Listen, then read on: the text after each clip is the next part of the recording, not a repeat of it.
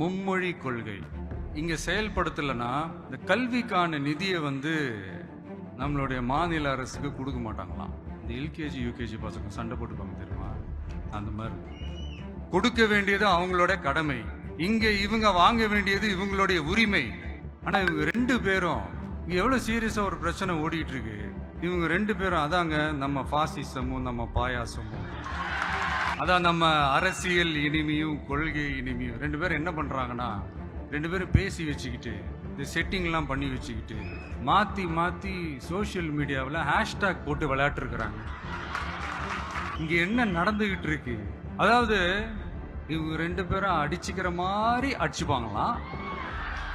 அதை நாங்க நம்பணுமா, மக்கள் நம்பணுமா? What bro, it's very wrong bro. இதுக்கு நடுவில் நம்ம பசங்க உள்ள பூந்து அங்க ஒரு சம்பவம் ஒன்று பண்ணிட்டு டக்குன்னு வெளியே வந்துடுறது.